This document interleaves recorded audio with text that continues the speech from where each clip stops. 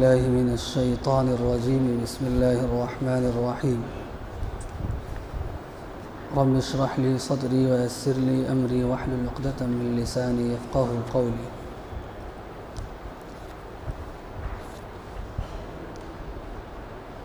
میرے محترم بزرگوں، دینی اور ایمانی بھائیوں،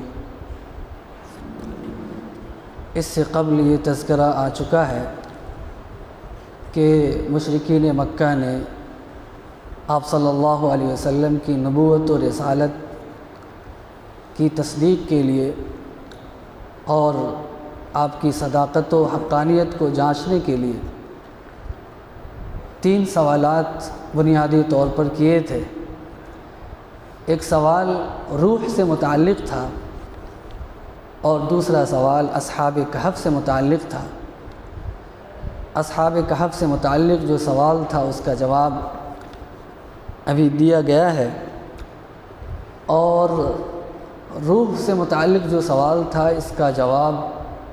ان کو پچھلی صورت میں سورہ بنی اسرائیل کے آخر کے حصے میں دیا گیا ہے۔ تیسرا سوال جو انہوں نے آپ صلی اللہ علیہ وسلم سے کیا تھا وہ ذوالقرنین سے متعلق تھا کہ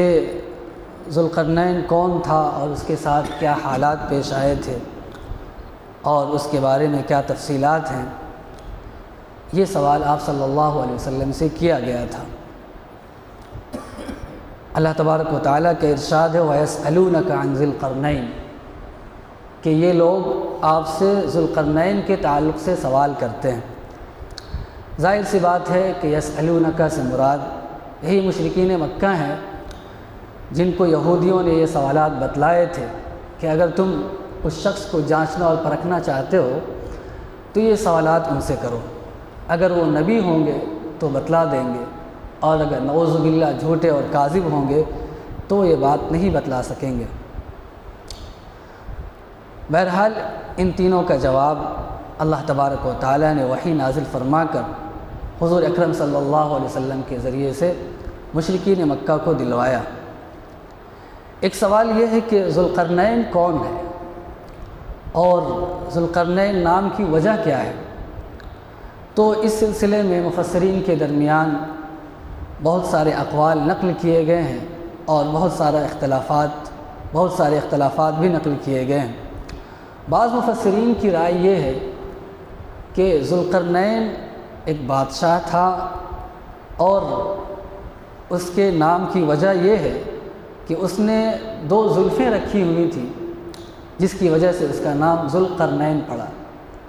بعض مفسرین کی رائے یہ ہے کہ اس نے مشرق و مغرب کے ممالک کو فتح کیا تھا اور وہاں پر اپنی حکمرانی قائم کی تھی، یہ وجہ تھی کہ اس کا نام ذوالقرنین رکھا گیا۔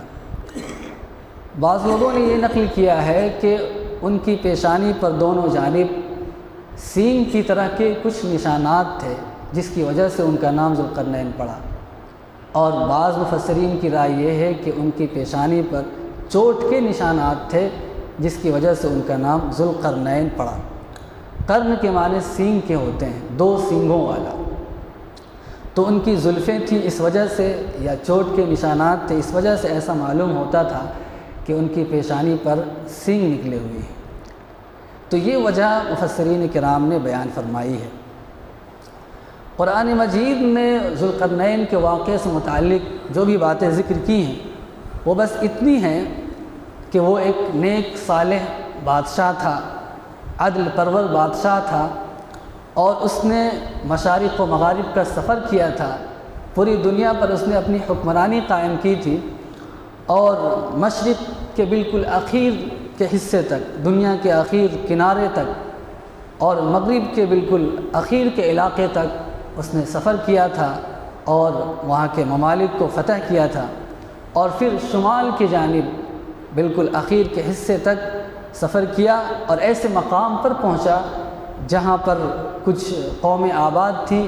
اور جو قومیں یاجوج اور ماجوج کے ظلم و ستم سے پریشان تھیں۔ جب وہاں پر یہ پہنچے، قرآن مجید نے یہ کہا ہے کہ اللہ تبارک و تعالیٰ نے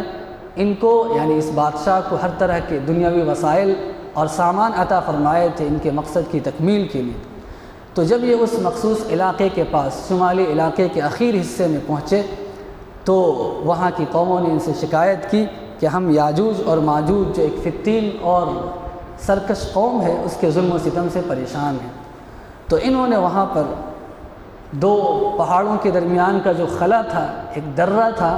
جس سے یاجوج ماجوج کی قومیں داخل ہوتی تھی اور بستیوں کو تاراج کرتی تھی اور وہاں کے انسانوں پر مظالم ڈھاتی تھی، وہاں پر انہوں نے ایک دیوار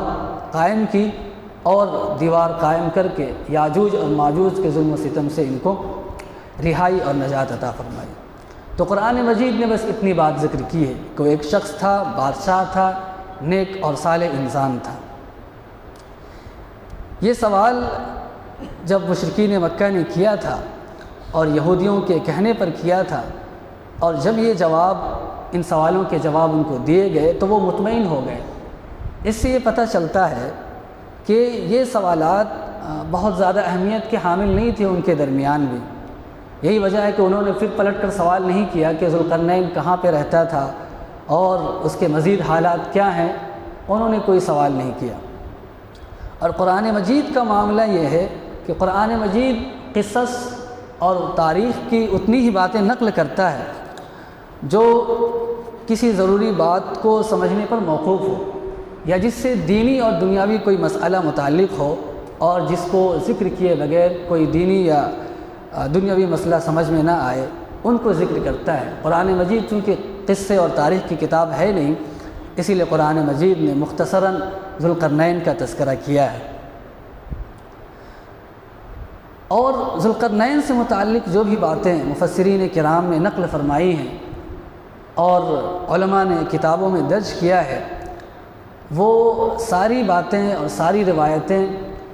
یا تو تاریخ کی کتابوں سے لی گئی ہیں یا انجیل اور زبور سے لی گئی ہیں۔ اور انجیل اور زبور اور پچھلی آسمانی کتابوں کا حال آپ کو معلوم ہے کہ ان کے اندر اتنی تبدیلی ہو چکی ہے، اتنا رد و بدل ہو چکا ہے کہ ان کو سوائے تاریخ کی کتاب کے اور کوئی مقام نہیں دیا جا سکتا ہے۔ موجودہ زمانے میں یورپ کے لوگوں نے علم تاریخ پر بڑا کام کیا ہے اور تاریخ کے حقائق تک پہنچنے کے لیے انہوں نے بڑی کوششیں کی ہیں، آثار قدیمہ کی کھدائی کی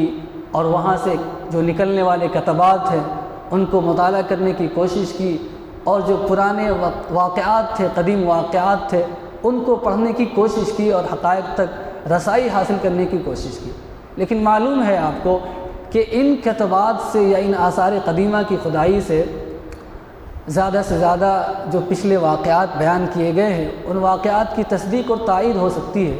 کسی واقعے کو مکمل انداز سے پڑھ لینا اور سمجھ لینا اور حقیقت تک رسائی حاصل کر لینا، یہ ان کے بس کی بات نہیں ہے اور یہ کسی بھی انسان کی بس کی بات نہیں ہے۔ تو جو بھی مفسرین نے اقوال نقل کیے ہیں وہ یا تو تاریخ کی کتابوں سے لیے گئے ہیں اور پچھلی کتابوں سے لی گئی ہیں جن کے اندر تبدیلی ہو چکی ہے۔ یہی وجہ ہے کہ ذوالقرنین سے متعلق بے شمار اقوال نقل کیے گئے ہیں، خود مفسرین کے درمیان بہت سارا اختلاف ہے۔ بعض روایات میں یہ ذکر کیا گیا ہے کہ پوری دنیا پر حکمرانی کرنے والے 4 بادشاہ گزرے ہیں، 2 مسلم بادشاہ اور 2 کافر بادشاہ۔ 2 مسلم بادشاہ حضرت سلیمان علیہ السلام اور حضرت ذوالقرنین علیہ السلام تھے، اور 2 کافر بادشاہ نمرود اور ایک بادشاہ بخت نصر جس نے بنی اسرائیلیوں پر ظلم کے پہاڑ توڑے تھے۔ تو پوری دنیا پر جن 4 لوگوں نے حکمرانی کی وہ یہ لوگ ہیں۔ ایک عجیب و غریب بات یہ ہے کہ ذوالقرنین نام سے متعلق بہت سارے لوگ دنیا میں مشہور ہوئے ہیں اور ہر ذوالقرنین کے ساتھ سکندر کا لقب جڑا ہوا ہے، اور جو بھی مشہور و معروف انسان یا بادشاہ گزریں جن کو ذوالقرنین کہا گیا، سب کے ساتھ سکندر کا لقب جڑا ہوا ہے۔ بعض لوگوں نے اس شخص کو جو حضرت عیسیٰ علیہ السلام سے 300 سال پہلے بادشاہ ہوا اور جس کا لقب سکندر تھا، اور جس نے ایک بادشاہ جو بڑا مشہور اور ظالم و جابر بادشاہ تھا دارا، اس سے اس کا مقابلہ ہوا، جنگ ہوئی اور اس کو اس نے شکست دی، اور اس کے ملک پر اس نے قبضہ کیا، اور وہ شخص جس کا وزیر ایک مشہور فلسفی ارسطو تھا، اور جس نے فارس کے بادشاہوں کو شکست دی تھی اور وہاں کے ممالک پر اپنا قبضہ جمایا تھا، یہ وہ ذوالقرنین ہے جس کا ذکر قرآن میں آیا ہے۔ بعض لوگوں کی یہ رائے ہے، حالانکہ یہ رائے سراسر غلط ہے، اس لیے کہ یہ جو سکندر تھا جس نے اپنے نام سے ملک اسکندریہ آباد کیا تھا، اور جس کے زمانے سے عیسوی تاریخ، جس کے زمانے سے رومیوں کی تاریخ شروع ہوتی ہے، اور جس نے فارس کے بادشاہوں کو مغلوب اور شکست دی تھی اور مغلوب کیا تھا، اس کو ذوالقرنین کا لقب دیا گیا، اور ذوالقرنین مذکور فی القرآن کہا گیا ہے۔ علامہ ابن کثیر رحمۃ اللہ علیہ نے اس کی ترتیب کی ہے اور یہ فرمایا ہے کہ یہ جو ذوالقرنین ہے یہ تو مشرک تھا اور یہ آتش پرست تھا، آگ کی پوجا کیا کرتا تھا، لیکن جس ذوالقرنین کا ذکر قرآن مجید کے اندر آیا ہے وہ ایک صالح انسان تھا اور ایک مسلم بادشاہ تھا اور ایک عدل پرور انسان تھا، وہ مشرک نہیں تھا۔ تو علامہ ابن کثیر رحمۃ اللہ علیہ نے اس کا پورا نسب نامہ بھی بیان فرمایا ہے، اور یہ بیان فرمایا ہے کہ اس کے نسب نامے کو جب دیکھا جائے تو اس کا سلسلہ نسب حضرت ابراہیم علیہ السلام سے ملتا ہے، اور جس کی یہ خوبیاں تھیں یا جس کے یہ واقعات نقل کیے جاتے ہیں کہ انہوں نے ملوک فارس کو شکست دی تھی اور اس کے ممالک پر قبضہ کیا تھا اور دارا کو اس نے شکست دی تھی۔ اس لیے علامہ ابن کثیر رحمۃ اللہ علیہ نے یہ بیان فرمایا ہے کہ یہ جو بادشاہ ہے جس کو سکندر کے نام سے یاد کیا جاتا ہے، یہ ذوالقرنین مذکور فی القرآن نہیں ہے۔ انہوں نے یہ بیان فرمایا ہے کہ یہ جو سکندر ہے جس کو بعض لوگوں نے ذوالقرنین کہہ دیا ہے، یہ تو حضرت ابراہیم علیہ السلام کے، اور جو اصل ذوالقرنین ہے اس کے 2000 سال کے بعد دنیا میں بادشاہ ہوا ہے۔ یہ جو بادشاہ اصلاً ذوالقرنین ہے جس کا ذکر قرآن میں آیا ہے، یہ حضرت ابراہیم علیہ السلام کے زمانے میں بادشاہ ہوا ہے، اور علامہ ابن کثیر رحمۃ اللہ علیہ نے یہ بھی نقل فرمایا ہے کہ ایک مرتبہ اس نے پیدل بیت اللہ کا حج کیا، اور جب حضرت ابراہیم علیہ السلام کو اس کے حج میں آنے کے بارے میں معلوم ہوا تو مکہ مکرمہ سے باہر نکل کر حضرت ابراہیم علیہ السلام نے ذوالقرنین کا استقبال کیا اور ان کی آؤ بھگت کی، اور پھر یہ بھی لکھا ہے علامہ ابن کثیر رحمۃ اللہ علیہ نے کہ اس بادشاہ نے، ذوالقرنین نے حضرت ابراہیم علیہ السلام کے ساتھ طواف کیا اور پھر قربانی پیش کی۔ اور ایک بڑے مؤرخ اور سیاح ابو ریحان البیرونی گزرے ہیں، انہوں نے اپنی کتاب الآثار الباقیہ عن القرون الخالیہ میں درج کیا ہے کہ یہ وہی بادشاہ ہیں جن کا نام ابو بکر حمیری ہے، اور یہ حمیری قبائل سے تعلق رکھتے تھے۔ یہی وجہ ہے کہ یمن کے ایک شاعر تبع حمیری نے ان کا ذکر اپنے اشعار میں کیا ہے، اور یہ فخر جتلایا ہے کہ ہمارے دادا ذوالقرنین مسلمان تھے اور انہوں نے پوری دنیا پر اپنی حکمرانی قائم کی تھی اور عدل و انصاف کو پوری دنیا میں قائم کیا تھا۔